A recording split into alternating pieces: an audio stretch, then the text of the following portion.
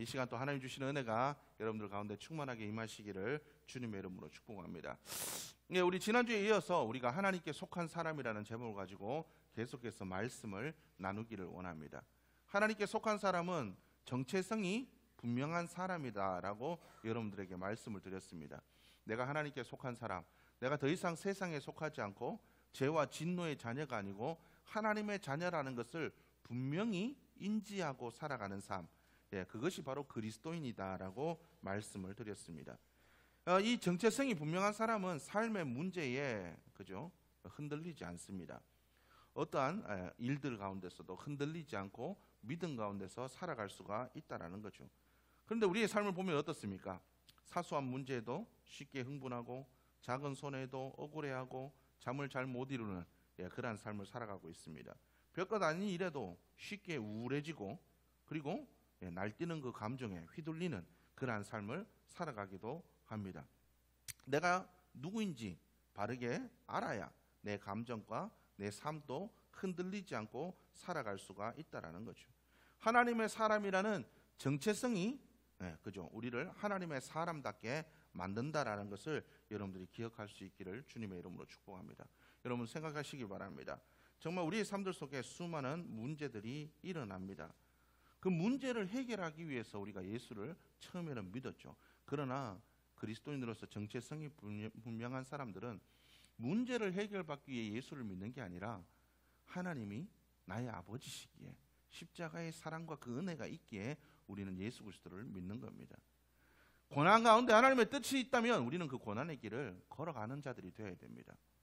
문제가 우리의 삶을 가로막고 있더라도 하나님께서 그 문제를 통과하기를 원하신다면 우리는 믿음으로 그 길을 걸어가야 됩니다.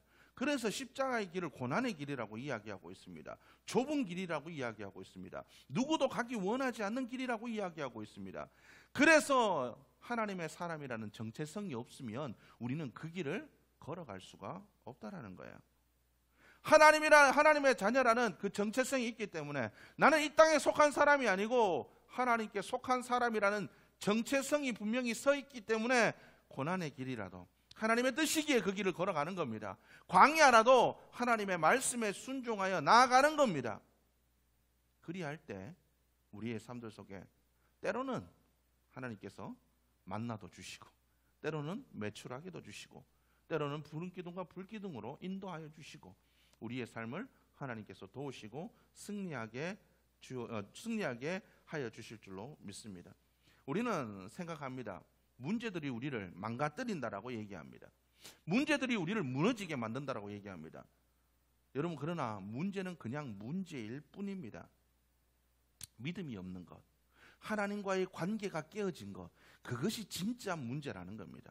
하나님과의 관계가 바르게 세워져서 하나님께 속한 사람으로서 분명히 살아간다면 우리의 삶들 속의 문제는 더 이상 문제가 되지 않는다라는 겁니다.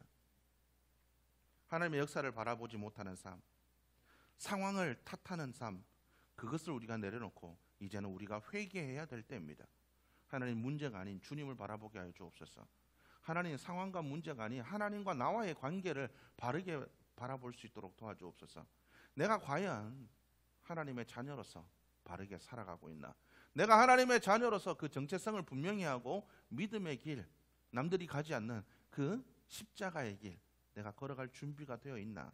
내가 그 길을 내가 정말 믿음으로 한 발자국 한 발자국 힘겹지만 주님의 그 도우심으로 걸어가고 있나? 우리의 삶을 돌아볼 수 있는 자들이 되어야 될 줄로 믿습니다. 사도 바울은 우리가 하나님께 속한 사람으로 살아가기 위해서 5가지를 이야기하고 있습니다. 피하고, 따르고, 싸우고, 취하고, 지키라, 이렇게 우리에게 이야기를 하고 있습니다. 이 5가지는 군사용어입니다. 그죠? 군사용어인데 이 군사용어는 뭡니까? 명령입니다. 명령은 지켜져야 된다는 것을 의미하고 있다는 거죠. 그래서 13절에 사도 바울은 디모데에게 그리스도 예수 앞에서 내가 너를 명하노니 라고 이야기하고 있습니다. 그리고 이 명령을 지켜라 라고 사도 바울은 디모데에게 이야기를 하고 있습니다. 하나님께 속한 사람, 그리스도인이라면 이 명령들을 지키는 자들이 되어야 될 줄로 믿습니다. 오늘 성경 말씀을 이야기하고 있습니다. 오직 너 하나님의 사람이야, 이것들을 피하고 라고 이야기를 하고 있습니다. 사도 바울은 하나님의 사람인 디모데에게 이것들을 피하라라고 이야기를 하고 있습니다. 성경에 이 피하라는 얘기가 많이 나오죠. 음행을 피해라, 다툼을 피해라, 거짓 교훈과 그죠? 그런 거짓 교사들을 피해라, 이런 말들이 자주 등장합니다. 이 죄악을 이겨내는 최고의 방법 중에 하나는 싸우지 않고 피하는 것이 중요하다라는 겁니다. 피하는 게 중요합니다. 죄성이 충만한 우리 자신은 의지와 결단만으로는 이 죄와 싸워 이길 수가 없습니다. 죄의 상황들을 피하는 것이 중요하다라는 것. 우리가 이것들을 좀 피하는 것들이 필요하다라는 겁니다. 우리가 읽지 않았지만 디모데전서 6장 3절에서 10절의 말씀 보면 사도 바울은 그죠, 여러 가지 피해야 될 것들의 이야기를 하고 있습니다.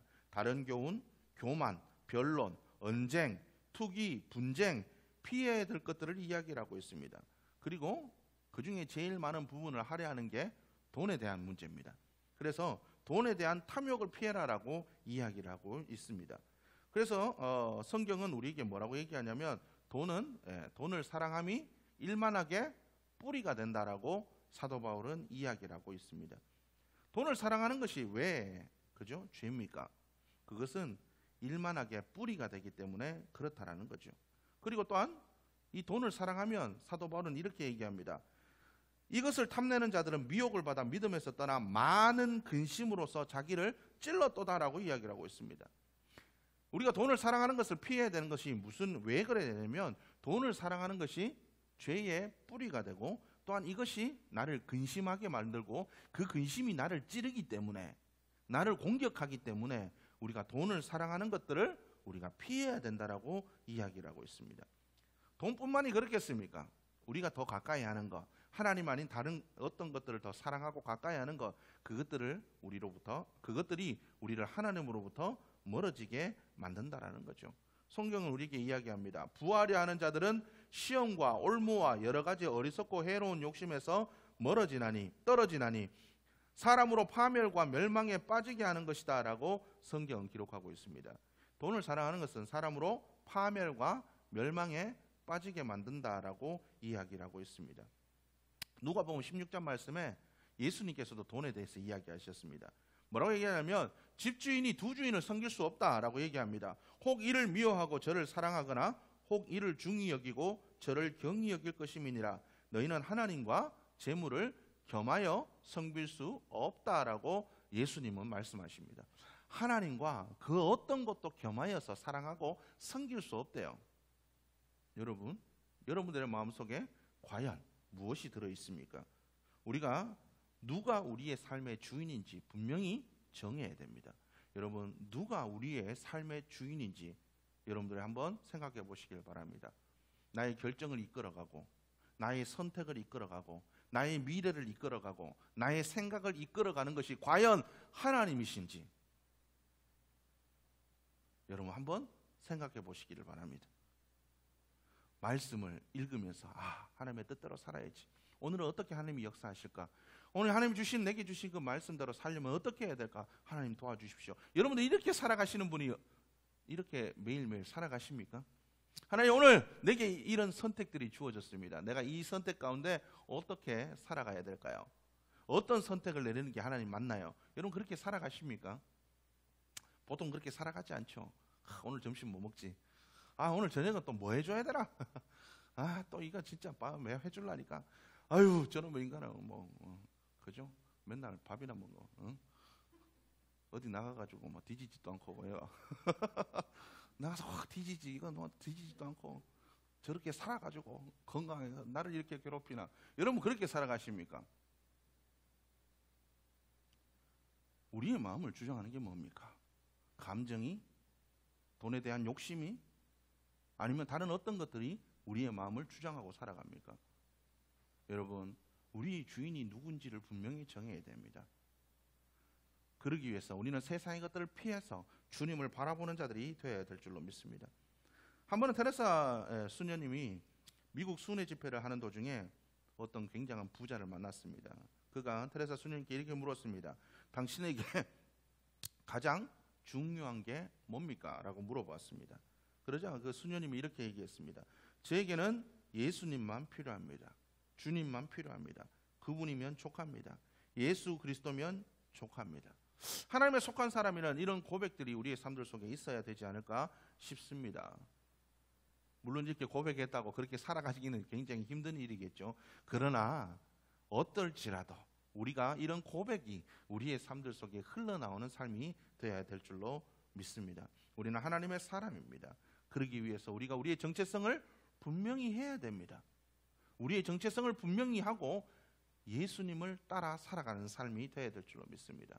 세상의 것들을 피하는 여러분들의 모습이 되기를 주의 이름으로 축복합니다. 이 피하라는 말이 뭡니까? 하나님을 더 사랑하라는 얘기예요. 하나님을 더 사랑하라는 얘기예요. 세상의 것들을 보다 하나님을 더 사랑하는 자들이 여러분들의 모습이 될 수 있기를 주님의 이름으로 축복합니다. 그리고 사도 바울은 디모데에게 이야기합니다. 따르라라고 이야기를 합니다. 뭘 따르래요? 의와 경건과 믿음과 사랑과 인내와 온유를 따르라라고 사도 바울은 이야기를 하고 있습니다. 의는, 여기서 사도 바울이 얘기하는 의는 법정 용어입니다. 법정인 용어. 죄인이 아닌 의인, 그죠? 죄가 없다라는 것을 의미하는 것을 이야기합니다. 그래서 이 의를 이야기합니다. 자, 이 의롭게 살아간다라는 것은 성경에 뭐냐 그러면 예수 그리스도로 말미암아 화평을 누리는 것을 의라고 얘기하고 있습니다. 로마서 5장 3절 말씀에 보면 5장 1절 말씀 보면 그러므로 우리가 믿음으로 의롭다 하심을 받았으니 우리 주 예수 그리스도로 말미암아 하나님과 화평을 누리자.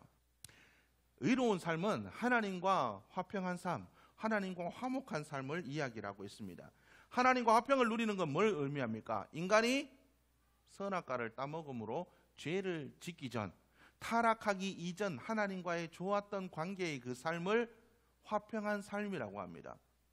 그리스도인은 이런 의로운 삶, 하나님과 화목한 삶을 살아가기 위해 살아가야 됩니다. 여러분, 하나님과 화목하십니까? 하나님과 친하십니까? 말씀 읽으려면 누가 누구를 낳고 이게 뭔 소리야? 아이고, 여기 지금 딱 펴니까 그거 나오네요. 6째로 오센과 7째로 다윗을 낳았으며 그들의 자매는 스루야와 아비가일이라. 스루야의 아들은 아비새와 요압과. 이 무슨 소리야? 뭐 맨날 뭐 낳고 뭐 싸우고. 왜 이렇게 지루하지? 왜 이렇게 지루하지? 왜 이렇게 힘들지? 기도 한번 앉아면 하려고 하면 앉아있으면 그만 엉덩이가 이렇게 뒤에 보면 한 5분 지났고 10분 지났고, 목사님 설교는 뭐 이렇게 긴가? 빨리 갔으면 좋겠는데 아우 졸리는데 막 이렇게 해서 아유 뭔 소리 하시나. 설교 듣다가 천국 가겠네 뭐 이런 그런 마음을 가지고 계십니까? 어떻습니까? 여러분, 하나님을 사랑하고 하나님과 화목하려면 여러분 어떻게 해야 되겠습니까? 사랑하는 이의 음성에 귀를 기울이며 살아가야 됩니다. 우리 경빈이하고 우리 도연이 어때요? 경빈이 뭐 하는 게 제일 싫어요? 뭐 하는 게 제일 싫어요? 에? 화내는 거? 아, 그래, 화내는 거. 사랑하는 사람이 화내는 게 싫으면 어떻게 해야 될까요? 화를 참아야죠. 감정을 다스려야죠. 근데 진짜 사랑하면 참아집니다. 우리 세인이 가끔 말을 안 들어요. 내가 저놈의 자식을 왜 낳았지? 내가 저걸 진짜 내가 죽이고 내가 천국 가야 되나? 가끔 그렇게 불뚝불뚝 마음이 듭니다. 말을 안 들어요. 그러다가도 어떻습니까? 사랑하기 때문에 밥 먹었냐? 그래, 건강하기라도 해야지. 많이 먹어라. 예? 많이 먹어라. 사랑하기 때문에 져주는 겁니다. 내 감정, 분노의 감정이 사랑의 감정이 분노의 감정보다 더 크기 때문에 분노가 타올랐다가도 사랑이 잠재우는 겁니다. 화를 냈다가도. 그러니까 그 분노로 어떻게 하지 않고 감정이 내려오는 겁니다. 여러분, 그렇지 않습니까? 하나님과 화평한 삶을 누린다는 것이 바로 그런 겁니다. 아, 하나님이 이런 거 싫어하시지. 하나님이 이런 거 좋아하시지. 하나님이 좋아하시는 일들을 위해서 내가 행하고 하나님이 하기를 원하시지 않는 일들을 내가 하지 않는 것. 이런 것들을 의로운 삶, 하나님과 화평한 삶이라고 이야기하는 겁니다. 여러분 과연 그렇게 살아가십니까? 오늘 우리 신랑 이거 좋아하니까 이거 해줘야지. 오늘 우리 자녀들 뭐 오늘 이렇게 온다는데 오늘 우리 새끼들 이거 좋아하니까 이것도 해주고 저것도 해주고. 아이고 우리 자녀 내일 뭐 날씨 이런데 일하는데 힘들지는 않을까? 공부하는데 힘들지 않을까? 뭐 이런 거 맨날 그렇게 생각하시면서 여러분 과연 하나님이 나의 자녀들을 어떻게 생각하실까? 자녀들을 위해서 눈물 흘리며 심는 걸 원하지 않으실까? 여러분 그런 거 생각해 보십니까? 생각만 하는 것으로 끝나는 것은 믿음이 아닙니다. 생각하는 게 아니라 결단하고 행해야 됩니다. 우리의 삶에 나타나야 됩니다. 하나님이 기뻐하시는 일들을 위해서, 우리의 가정을 위해서 눈물을 흘리며 씨를 뿌려야죠. 죽어가는 영혼들을 위해서 눈물을 흘리며 씨를 뿌려야 됩니다. 하나님이 원하시기 때문에 하나님의 말씀을 가까이 해야 됩니다. 왜요? 하나님의 말씀이 우리의 삶의 길이, 우리의 빛이고 우리의 발의 등이 되기 때문에 넘어지지 않기 위해서 말씀을 가까이 해야 됩니다. 저도 회개합니다. 먹는 양식보다, 영의 양식보다 먹는 양식을 더 사랑해가지고 이렇게 된 건 그죠? 우리가 이런 것들을 회개해야 된다는 겁니다. 하나님과 의롭게 살기 위해 여러분 노력할 수 있는 여러분들의 모습이 되기를 주의 이름으로 축복합니다. 하나님과 화평하게 되는 길을 따르십시오. 하나님이 좋아하시는 것, 하나님이 원하시는 것, 하나님이 미워하시는 것 분별하여서 그대로 따라갈 수 있는 삶이 될 수 있기를 주님의 이름으로 축복합니다. 경건은 하나님을 두려워하는 겁니다. 그냥 무서워서 두려워하는 것이 아니라 하나님이시기에 내 사랑하는 이의 마음을 아프게 하진 않을까? 그분이 나 때문에 그 영광이 훼손되지는 않을까? 이런 의로운 두려움을 경건이라고 합니다. 내가 이런 경건의 삶을 살아야 된다. 여러분 이런 경건을 우리가 살아가려면 어떻게 해야 됩니까? 성경은 이야기합니다. 경건은 그냥 안 이루어진대요. 경건에 이르도록 내 자신을 연단해라. 경건에 이르도록 훈련해야 됩니다. 우리는 날마다 경건에 이르도록 훈련해야 된다는 거죠. 여러분 경건을 위해서 무슨 훈련을 하고 계십니까? 내가 과연 그러한 삶을 살아가고 있습니까? 하나님께 속한 사람이라면 경건에 이르도록 연습하는 자들, 훈련하는 자들이 되어지시기를 주의 이름으로 축복합니다. 여러분 그러한 모습이 되기를 주의 이름으로 축복합니다. 그 다음으로 따를 것은 믿음과 사랑을 따르래요. 믿음은 하나님께 모든 걸 맡기는 것을 의미합니다. 하나님께 맡기는 것. 우리는 하나님께 잘 안 맡겨요. 내가 할 수 없을 때는 맡기지. 잘 안 맡겨요. 맡겼다가도 다시 찾아옵니다. 성경에 보면 야곱이라는 인물이 나오죠. 야곱이 형한테 쫓겨갈 때 답답하니까 어떻게 합니까? 베델에서 하나님께 제단을 샀습니다. 하나님 다시 나를 돌아오게 하시면 하나님 내가 하나님만 섬기겠습니다. 외삼촌 집에 갔다가 라반의 집에 갔다가 다시 돌아올 때 형을 만나려니까 두렵잖아요. 그러니까 그가 또 얘기합니다. 하나님 우리 형으로부터 날 지켜주십시오. 무섭습니다. 야복강가에서 어찌할 수 없는 형이 400명이나 되는 사람들이 끌고 막 자기를 죽이려고 온다니까 얼마나 무섭겠어요. 가족들하고 전부 다 보내놓고 혼자 남아가지고 벌벌벌벌 떨면서 그가 하나님께 기도합니다. 야복강가에서 자기의 모든 걸 내려놓습니다. 하나님의 바짓가랑이를 잡고 하나님 나를 축복하지 않으면 안 보내겠습니다. 하나님 아니면 안 돼요. 우리도 그럴 때 있잖아요. 하나님 아니면 안 돼요. 하나님 도와주셔야 됩니다. 그 하나님 바짓가랑이 붙잡고 환도뼈가 골절되기까지도 놓지 않고 그가 하나님을 붙잡습니다. 그럴 때 하나님의 역사로 형과 화해합니다. 하나님과 하나님의 놀라운 역사를 경험했으면 어떻게 해야 될까요? 믿음을 따라 살아야죠. 하나님이 나의 주인이십니다. 하나님 뜻대로 살아가겠습니다. 하나님 나를 이끌어 주시고 마음대로 해주십시오. 하나님이 야곱에게 뭐라고 얘기하냐면 네가 원래 내 아버지 야곱이 있던 곳 내 아버지 이삭이 있던 곳 세겜으로 올라가라. 하나님께서 세겜 땅으로 가기를 원하셨어요. 원래는. 그런데 그가 그쪽으로 안 가죠. 숫곳이라는 지역으로 갑니다. 왜요? 그곳에 가면 형이 있으니까. 형하고 친하게 막 모르겠어요. 그런 생각을 했을 수도 있죠. 형하고 친하게 지내는 사람, 야 저거 야곱 옛날에 너 속이고 장자권 뺏어가고 그러던 놈 아니냐? 저거 그냥 가만 놔두냐? 가서 잘못했다고 그냥 그렇게 말 한마디 하면 끝나냐? 옆에서 막 사람들이 수석거리면 형이 또 언제 돌변할지 모르겠다. 하나님께 맡겼으면, 하나님의 역사하셨으면 하나님께 맡기고 가야죠. 그런데도 그가 하나님께 맡기지 못하고 숫곳이라는 지역을 갑니다. 거기서 무슨 일이 일어나나요?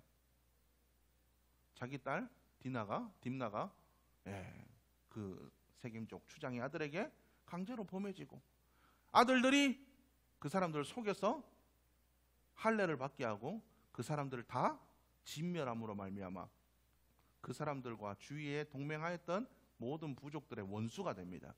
그러니까 야곱이 또 무서워지잖아요. 그러니까 어쩔 수 없으니까 또 하나님께 나갑니다. 그러니까 하나님께서 뭐라고 얘기합니까? 가서 다시 네가 가서 나를 만났던 곳, 그곳에 가서 다시 제단을 쌓아라.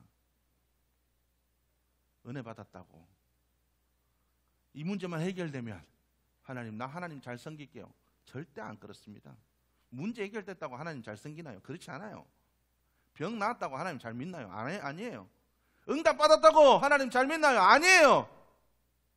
우리는 늘 하나님을 따를 준비를 하는 자들이 되어야 될 줄로 믿습니다. 매일매일 사도 바울처럼 나는 죽노라, 십자가 앞에서 나를 죽이고, 하나님 오늘 또 하나님 내 뜻대로 안 살고 하나님 뜻 따라 살아가게 도와주세요. 우리가 기도하는 자들이 되어야 됩니다. 그게 믿음의 삶입니다. 여러분, 이 믿음의 삶을 살아갈 수 있기를 주님의 이름으로 축복합니다. 그 믿음은 사랑이 없으면 안 돼요. 하나님에 대한 사랑. 나를 사랑하셔서 예수 그리스도를 십자가에 보내신 그 사랑, 그 은혜, 하나님 그 은혜로 충만케 하여 주옵소서. 그래서 오늘도 하나님 믿음으로 주님께 모든 걸 맡기고 말씀에 순종하여 살아가게 도와주옵소서. 기도할 수 있기를 바랍니다. 또한 인내와 온유를 따르라고 이야기를 하고 있습니다. 인내는 힘든 상황을 참아내는 것, 온유는 나를 힘들게 하는 사람들을 잘 참아주는 것을 의미한다라는 겁니다. 그리스도인이면 이런 인내와 온유의 삶을 살아가야 됩니다. 참 어려운 일이죠. 힘들고 어려운 그 상황을 견뎌낸다라는 것. 그러나 우리에게는 하나님이 있기 때문에 우리는 이 모든 상황을 이겨내는 자들이 되어야 될 줄로 믿습니다. 이삭을 보면 창세기 26장의 말씀 보면 이삭이라는 사람이 있습니다. 26장 12절에 이런 말씀이 나와요. 이삭이 그 땅에서 농사하여 그 해에 100배나 얻었고 여호와께서 복을 주셨다라고 성경은 기록하고 있습니다. 역시 믿음의 삶은 하나님께서 축복하시는구나. 그런데 그 이삭이 그냥 복받은 삶이 아니라는 거예요. 그가 블레셋 땅에서, 척박한 땅에서 농사를 지어서 거부가 되었는데 블레셋 사람들이 이삭을 시기했습니다. 그래서 쫓아냅니다. 우물을 파면 와서 싸워가지고 또 쫓아내고 우물 뺏어버려요. 또 우물 파면 또 쫓아와가지고 또 뺏어갑니다. 이만하면 됐나 싶은데 또 그런 일들이 반복된다. 그런데 이삭은 그들과 안 싸웁니다. 이삭이 그들과 싸우지 않아요. 내 건데 왜 너가 내 거 뺏어가냐? 안 싸워요. 그들과 싸우지 않고 그들과 다투지 않고 그 문제의 상황들을 인내함으로 그가 기다릴 때, 그가 참으며 기다릴 때 그들의 입에서 어떤 이야기가 나옵니까? 너는 여호와께 복을 받은 자라. 미워하고 쫓아내고 싸웠던 자들이 이제 이삭을 향하여 너는 복 있는 자다.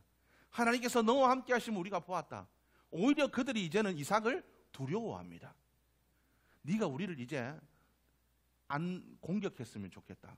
괜히 우리가 전에 한 일들로 인해서 네가 우리를 공격 안 했으면 좋겠다. 이삭이 그만큼 큰 사람이 되었다라는 거죠. 블레셋 사람들이 두려워할 만큼 이삭이 큰 영향력 있는 사람이 되었다라는 거죠. 하나님의 말씀을 따라 살아갔더니 그러한 놀라운 일들이 일어나게 되었다라는 겁니다. 여러분, 그리스도인은 바로 인내와 온유함으로 이런 하나님의 일들을 이루어가는 삶이 되어야 될 줄로 믿습니다. 그리고 사도 바울은 이야기합니다. 믿음의 선한 싸움을 싸워라 라고 이야기를 하고 있습니다. 선한 싸움이라는 말은 원래 그런 이야기는 없죠. 싸움이 좋은 단어가 아니거든요. 싸운다라는 게 좋은 단어는 아닙니다. 그런데 성경은 이야기합니다. 세상에 없는 이야기죠. 선한 싸움이라는 게. 믿음의 선한 싸움은 뭡니까? 인간의 본성을 따르지 않는 것. 내 죄의 본성을 따르지 않는 것을 의미합니다. 내가 하고 싶은 대로, 화내고 싶으면 화내고, 먹고 싶으면 먹고, 내 마음대로 뭔가 하고 싶은 거, 내 마음대로, 내 소견에 오른 대로 그렇게 살아가고자 하는 그 마음, 우리가 이 마음과 싸워야 됩니다.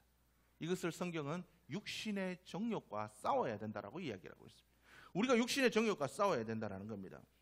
여러분, 우리의 육신의 정욕과 싸우시기를 바랍니다. 나를 미워하는 사람 밉죠? 예, 밉습니다. 죽이고 싶어요. 그런데 성경은 뭐라고 얘기합니까? 내 원수가 줄이거든 먹이고, 목마르거든 마시게 하고, 오히려 기도해줘라. 이렇게 얘기하는 저도 그렇게 하는 게 힘듭니다. 잘 안 돼요. 그런데도 성경은 뭐라고 얘기합니까? 그렇게 하래요. 그렇게 하래요. 이삭이 블레셋 사람들과 원수들이죠. 원수들입니다. 원수들이 찾아왔을 때 우리와 이제 화친의 조약을 맺자. 이제 우리 너 침범 안 하고, 너도 우리 침범 안 하고, 우리가 그렇게 살자. 없었던 일로 하자. 억울하죠. 저것들이 시컨 때려놓고 미안하다면 다냐? 와서 그냥 미안하다고 말 한마디 하면 그냥 끝나냐? 보상도 하나 안 해주고. 성경에 보니까 그동안 뺏었던 거 돌려준다는 얘기가 없어요. 뺏은 건 뺏은 거대로 놔두고 그냥 이제 그대로 이제 살아가자라는 거예요. 이삭 입장에서 얼마나 억울합니까? 원수예요. 그런데 창세기 26장 30절의 말씀 보면 뭐라고 해요? 이삭이 그들을 위하여 잔치를 베풀매라고 성경 기록하고 있습니다. 원수를 위해서 잔치를 베풀어 주었대요. 그리고 맹세한 후에 이삭이 그들을 보내매 그들이 평안히 가도록 만들어줬다라는 거예요. 싸우지 않고 오히려 잔치를 베풀어주고 평안히 좋은 말로, 그래 이전 일은 없던 거라고 우리 사이좋게 지내자, 용서하고 보냈다라는 거예요. 여러분, 그리스도인은 그런 삶을 살아가는 자들이 되어야 됩니다. 이게 쉽지 않은 일이기 때문에 싸움이라고 얘기하는 거예요. 싸움은 질 수도 있고 이길 수도 있어요. 하나님은 우리가 이기기를 바라시는 분이 아니에요. 여러분 잘 아십시오. 하나님은 우리가 열매 맺고 우리가 이기고 우리가 잘하고 승리하기를 원하시는 분이 아니에요. 전쟁은 하나님께 속했기 때문에 승리는 하나님께 속한 거예요. 열매 맺는 것도 하나님이 열매 맺게 하셔야 돼요. 모든 결과는 하나님이 하시는 일들입니다. 중요한 건 내가 싸우느냐 안 싸우느냐. 여러분, 우리가 싸울 의지도 없으면 안 돼요. 지더라도 싸워야 돼요. 하나님은 우리에게 말씀하십니다. 말씀대로 싸워라. 육신의 정욕과 싸워라. 미운 사람 미워하지 말아라. 돈을 사랑하지 말아라. 세상의 것들 즐기지 말아라. 즐기고 싶죠. 미워하고 싶죠. 화나는 대로 갚아주고 싶죠. 그렇게 하지 말래요. 그런데 물론 우리가 그 싸움에 질 수도 있습니다. 해도 안 될 수도 있어요. 그러나 중요한 건 뭡니까? 하나님은 싸움에서 이기고 지고의 문제가 아니라 싸우라는 거예요. 여러분, 이 싸울 의지도 없으면 그리스도인이 아닌 겁니다. 여러분, 우리가 하나님에 속한 사람이라면 싸워야 됩니다. 여러분들 싸울 수 있기를 주의 이름으로 축복합니다. 이기고 지는 건 하나님께 맡기시고 싸우십시오. 말씀대로 순종하고 살아가면 역사가 일어납니다. 싸우지 않아도 싸워서 지더라도 이긴 것보다 더 나은 결과가 일어날 수도 있습니다. 하나님 그렇게 역사하시는 하나님이십니다. 여러분, 하나님께 모든 걸 맡기고 여러분 그렇게 살아갈 수 있는 삶이 될 수 있기를 주님의 이름으로 축복합니다. 여러분, 내가 그리스도인으로서 잘 살아갈 수 있는 삶이 되기를 주의 이름으로 축복합니다. 나폴레옹 다 아시죠? 나폴레옹은 전쟁 중에 한 병사, 전쟁 중에 도망간 한 병사를 붙잡았습니다. 이 병사, 전쟁 중에 도망가면 예나 지금이나 똑같아요. 전쟁에서 도망가면 즉결 사형입니다. 현대전도 마찬가지예요. 현대전도 마찬가지입니다. 명령에 따르지 않으면 즉결 처분입니다. 그런데 나폴레옹이 이 병사를 불러서 용서해 주려고만 불렀는지 모르겠습니다. 야, 너 이름이 뭐냐? 그러니까 이 사람이 나폴레옹입니다. 장난하지 말고 그건 내 이름이니까 나폴레옹 부대에 속한 건 아니까 네 이름이 뭐냐? 송구스럽지만 저도 나폴레옹 가문입니다. 이름이 나폴레옹입니다. 그때 나폴레옹이 화를 내면서 이렇게 얘기했습니다. 너의 이름을 바꾸든지 너의 인생을 바꿔라. 너와 똑같은 이름을 가진 게 부끄럽다. 나폴레옹이 그렇게 얘기하는 겁니다. 여러분, 우리는 마지막 시대에 진정한 교회가 되고 성도로 살아가는 영광스러운 부르심을 받았습니다. 그래서 그리스도인이라는 영광스러운 이름, 하나님의 자녀라는 영광스러운 이름을 받았습니다. 여러분, 그리스도인으로 행동하든지 이름을 바꿔야 됩니다.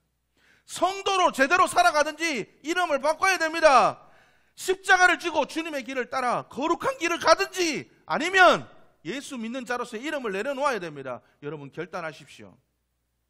여러분 결단하십시오.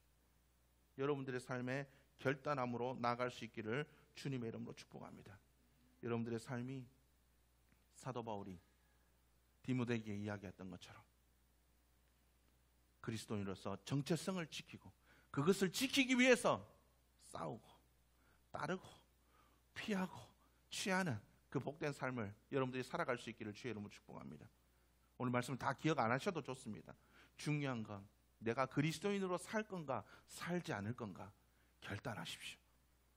하나님께 속한 사람이라면 이제부터는 하나님, 내가 그렇게 하나님의 자녀답게 살아가게 도와주옵소서. 이기고 지는 건 하나님께 달렸습니다. 열매 맺게 하시는 건 하나님께 달렸습니다. 우리는 그저 순종해서 이기든 지든 열매를 맺든 못 맺든 말씀에 순종하여 나아갈 뿐입니다. 그게 믿음의 삶입니다. 여러분 그렇게 살아갈 수 있기를 주님의 이름으로 축복합니다.